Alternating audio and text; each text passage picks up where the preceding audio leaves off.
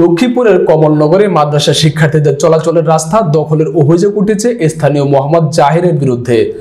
উপজেলার চর লরেন্স ইউনিয়নের কোম্পানির রাস্তার মাথায় হাজী নিজাম মিয়া ইসলামিয়া মাদ্রাসার প্রধান শিক্ষক মাওলানা নোমান সিরাজি এই অভিযোগ করেন। জানা যায় 2022 সালে হাজী নিজাম মিয়া মাদ্রাসা নির্মাণের জন্য স্থানীয় আব্দুল মতিন থেকে 9% জমি ক্রয় করে 6% জমির উপর মাদ্রাসা নির্মাণ করে বাকি 3% জমিতে খেলার মাঠ ও চলাচলের রাস্তা বের করে দীর্ঘদিন ব্যবহার করে আসছে।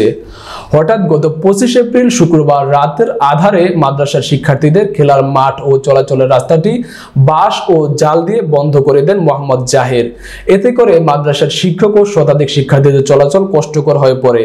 মাদ্রাসার শিক্ষার্থীরা জানান, আমাদের খেলার মাঠ ও আসা যাওয়ার রাস্তা বন্ধ করায় আমাদের এখন মাদ্রাসায় আসতে অনেক কষ্ট করতে হয়। স্থানীয় মোহাম্মদ সেকান্দর বলেন, মাদ্রাসার 3% জমিতে খেলার মাঠ ছিল এবং সামনের রাস্তার পাশে পানি উন্নয়ন বোর্ডের জায়গা খালি থাকায় শিক্ষার্থীরা চলাচলের জন্য ব্যবহার করছে। এখানে রাস্তার পাশে কোনো মালিকানা জায়গা নেই। মোহাম্মদ জাহির পথ বন্ধ করায় মাদ্রাসার শিক্ষক ও শিক্ষার্থীরা চলাচল করতে পারছে না।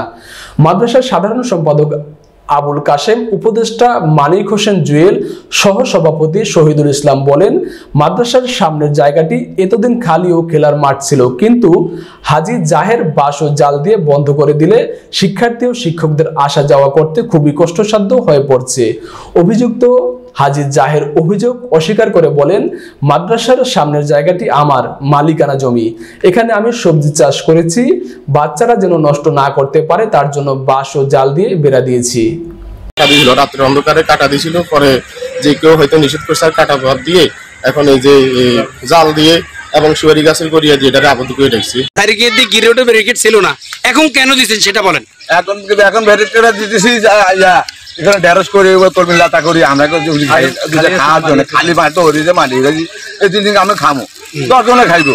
এটা তো হলো আইনি নষ্ট করে রান্না করে আনি আনি খালি সুয়ারি গাছে দিয়ে দিয়েছি জাল দিয়ে। এটা হলো কমপ্লিটলি পানি উন্নয়নের জায়গা। দীর্ঘদিন পর্যন্ত এটা খালি ছিল। ছাত্রছাত্রীরা মূলত এখানে খেলাধুলা করত, আর তারা সাংস্কৃতিক বিষয় বিভিন্ন জিনিস এখানে উদযাপন করত। হাজী জাহির নামে এক ভদ্রলোক, তিনি একটা ভুয়া কমলা নিয়ে এসে এই জায়গাটাকে নিজের দাবি করে। মূলত আমরা একাধিকবার মাপযোগ করার পরেও দেখছি শুধুমাত্র পানি উন্নয়ন বোর্ডের জায়গা আর মাদ্রাসার জায়গা ওনার কোনো জায়গা এখানে পাওয়া যায়নি। উনি দরাকে সরাগান মনে করে দীর্ঘদিন স্বৈর শাসকের ছত্রছায়া এই জায়গাটাকে তিনি দখল করে রাখছে এবং মাদ্রাসা কর্তৃপক্ষকে কখনো এখানে প্রবেশ করতে দেয় নাই। আমরা যখন এটা উদ্যোগ নিয়েছি সঠিকভাবে, তখন উনি এই মুহূর্তে নানা রকম বিভিন্ন জায়গায় তার অবৈধ অর্থ ব্যয় করে এটাকে দরাকে সরাগান মনে করে তিনি এটা এখনো দখল করার চেষ্টা করতেছে, এখন দখল করে রাখছে নানা রকম বিভিন্নভাবে এটা প্রতিবন্ধকতা তৈরি করে উন্মুক্ত করতে। পানি উন্নয়ন বোর্ডের জায়গা আছে, বিষয়টা হয়েছে এখন যে কাটা মাটা দিয়ে যে জায়জামগুলো হইতেছে এগুলা পোলানের লেখাপড়া বিভিন্ন দূর দূরান্ত থেকে যে পোলানগুলা এতিম অসহায় লেখাপড়া করে খেলাধুলা করে সোনামণিরা তাদের কষ্ট হয়েছে, তারা কাটার উপর পড়ে। কিন্তু উনি একজন সম্মানী ব্যক্তি, এখানে কাটা দেওয়াটা এটা আমার জন্য আমি কাম্য মনে করেন এবং ঠিক হয় না।